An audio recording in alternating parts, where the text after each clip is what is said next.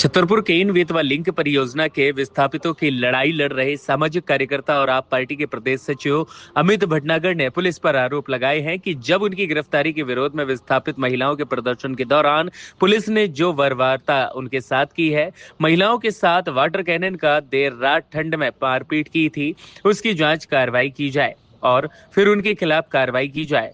उनका यह भी कहना है कि एक तरफ कलेक्टर ने इस योजना में विस्थापित आदिवासियों की टीम बनाकर के फिर से सर्वे करने की घोषणा की है, जबकि वहीं दूसरी ओर पुलिस की बर्बरता साफ दिख रही है। प्रशासन का दोहरा चेहरा अब उजागर हो रहा है। सामाजिक कार्यकर्ताओं ने भी प्रशासन को चेतावनी दी है कि कलेक्टर के आश्वासन के बाद उनका प्रदर्शन खत्म हुआ, लेकिन कलेक्टर की घोषणा के बाद यदि फिर से कोई गड़बड़ी की जाती है तो वह यहाँ पर विशाल उग्र प्रदर्शन करेंगे। बड़ा घटनाक्रम हुआ और इसके बाद मेरी गिरफ्तारी हुई। मेरी गिरफ्तारी के बाद एक बड़ा जन आक्रोश और उसके बाद एक जन दबाव और फिर मेरा जेल से बाहर आना और कलेक्टर साहब से मुलाकात करना।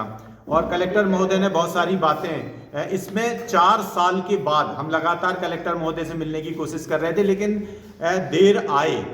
हम ये मानते हैं जब जगे तब सवेरा, लेकिन देर आए। लेकिन हमारी कुछ उन्होंने जो बातें कही हैं, एक पारदर्शी तरीके से सर्वे की बात कही है, जो पारदर्शी तरीके से सर्वे होने लगा, ये बात अलग है। थोड़ी सी उसमें शिकायतें आ रही हैं, लेकिन उन शिकायतों में सिर्फ प्रशासन नहीं, हम सब लोगों का ये कर्तव्य है कि हम सब मिलके, क्योंकि प्रशासन ने एक सकारात्मक पहल दिखाई है, हम सब मिलके उन शिकायतों को या उन कमियों को दूर करने का प्रयास करें।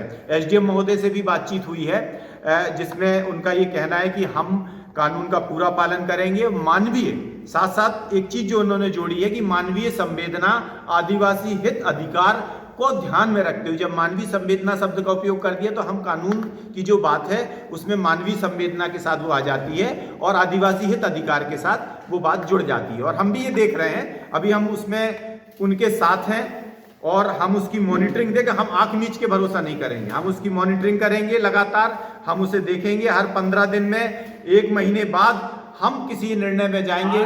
आज क्यों लाए आप पत्रकार वार्ता में रखी गई है, इसका उद्देश्य क्या है? इसका उद्देश्य एक तो आगे की रणनीति बताना, ये कलेक्टर महोदय के साथ जो बातचीत हुई और हम उनके साथ हैं, खुले दिल से उनके साथ हैं। दूसरी बात ये भी कहना कि जो प्रशासन ने महिलाओं के ऊपर, लोगों के ऊपर शांतिप्रिय तरीके से प्रदर्शन को दबाने की जो कोशिश है, बर्बर तरीके से जो लाठीचार्ज हुआ है, उसकी जांच होनी चाहिए। वहां पर जानकी निवास मंदिर में सीसीटीवी फुटेज है, वो फुटेज सामने आने चाहिए कि किसने पत्थर चलाया, किसने लाठी चलाई, किसने गाली दी।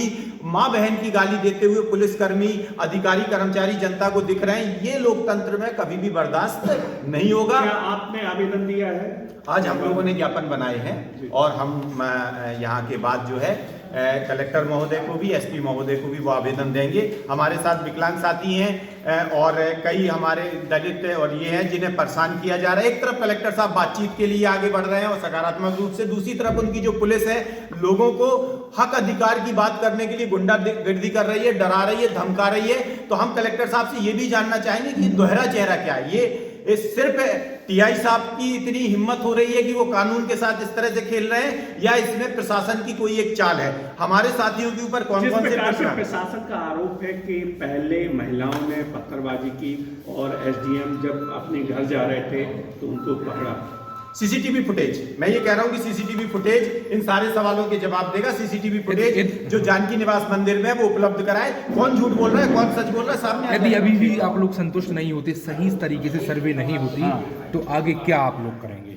मैं स्पष्ट कर चुका हूं, कलेक्टर साहब को भी स्पष्ट कर चुका हूं और यहाँ फिर से स्पष्ट करना चाहता हूं कि कानून का पालन अपनी जगह है। न्याय चाहिए, हमारी मांग है, लेकिन न्याय की जगह अगर कलेक्टर साहब राहत देते हैं, हम राहत में भी तैयार हैं। अगर वो राहत आदिवासियों की मानवीय संवेदना, अधिकारों की पूर्ति करते हैं, हम उसमें भी तैयार हैं। लेकिन अगर इसमें उनकी नीयत गड़बड़ हुई, अगर नीयत गड़बड़ है, वो हम लोगों का दमन करना चाहते हैं, सिर्फ ये बातें कागज तक सीमित रहती हैं, जमीन तक नहीं आती हैं, तो जोरदार आंदोलन होगा, लोकतांत्रिक तरीके से होगा। लेकिन अब हम मनमानी नहीं सहेंगे। अब ये बातें बहुत आगे तक बढ़ गई हैं। अब ये सिर्फ बिजावर छतरपुर का नहीं, राष्ट्रीय स्तर का आंदोलन होगा। इसमें सभी पार्टियों के नेताओं को, सभी सामाजिक कार्यकर्ताओं को, सभी लोगों को, जिन लोगों से हम बच रहे थे, अभी सभी लोगों को इकट्ठा किया जाएगा।